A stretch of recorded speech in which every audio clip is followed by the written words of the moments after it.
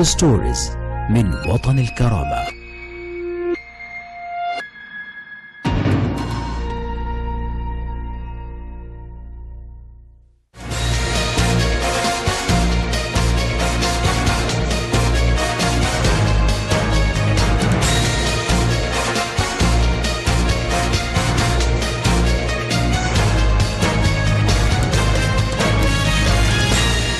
Hello, welcome to Watan al-Karama news channel. It is 9 p.m. our time for top stories, and we start with latest developments in Libya. Parliament declared 3 days of mourning on the death of the Colonel Ali Thimin. The Al-Marj Municipal Council also announced mourning for 3 days for Commander of Al-Karama operations Colonel Ali Thimin, who was martyred by explosions of a mine in Sidi Farj district. Mayor of Al-Marj Municipality Masoud Adam said that the mourning statement came in appreciation, recognition and gratitude for his role in Al-Karama or dignity battle, adding that the victim was in front row doing his role in order to achieve victory in Benghazi. Parliament Speaker Councillor Gila Saleh Guaider and spokesman for the General Command of the Arab Libyan Armed Forces Mohammed Hijazi extended condolences to the family of Colonel Ali Thimin, the commander of Benghazi operations, who was martyred after a landmine explosion in Sidi Farj areas this morning. Benina Municipality Council, Elders Council and the people of the area, officers and soldiers of Benina Air Base, Al-Marj Municipal Council and Watan al-Karama channel and its employees also extended condolences to the family of Colonel Ali Thimin.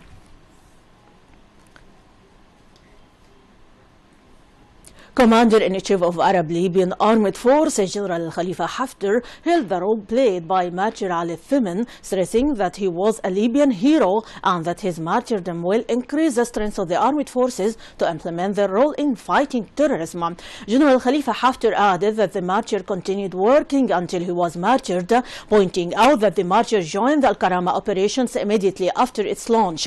The martyr was killed after a mine exploded while he was inspected the troops in Sidi Farj in Benghazi.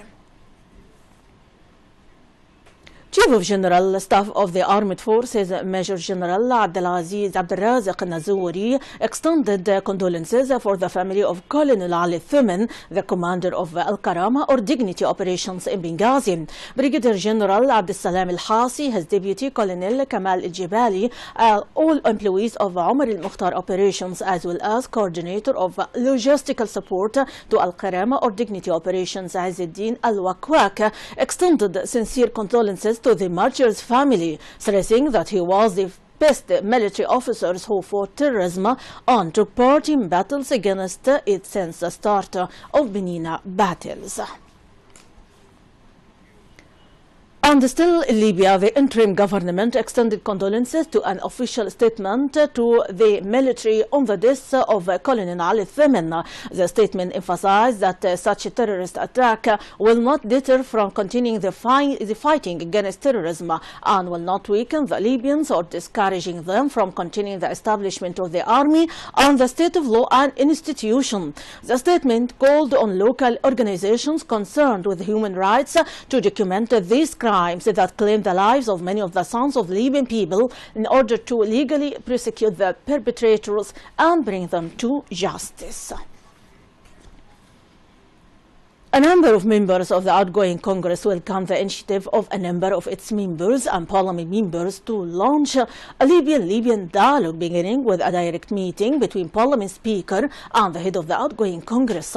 Members of the outgoing Congress rejected in a statement the outcome of political dialogue sponsored by the United Nations during the last period, considering that the National Unity Government announced by the former UN envoy Bernardino Leon is a suspicious one and does not reflect the will of the Libyans.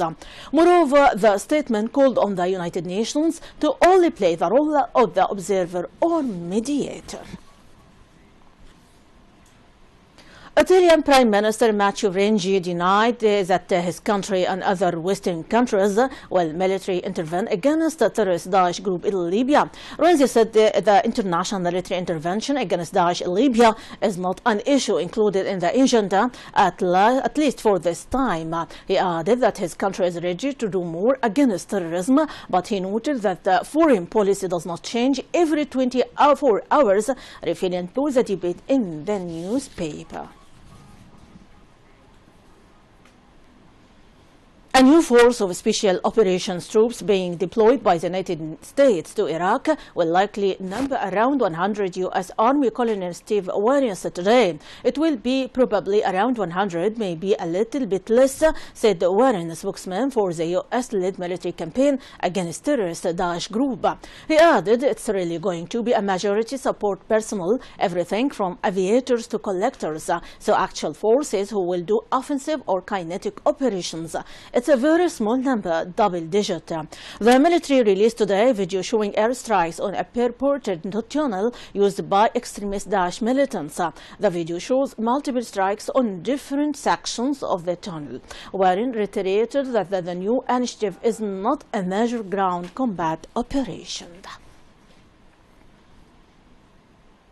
And to Syria, some of the British planes to participate in a strike action in Syria were to go ahead could take off from the Royal Air Force base in Akrotiri in Cyprus. UK Prime Minister David Cameron urged lawmakers today to approve bombing raids against terrorist Daesh group in Syria, saying Britain should join the US-led campaign to destroy militants he said were plotting attacks on the West.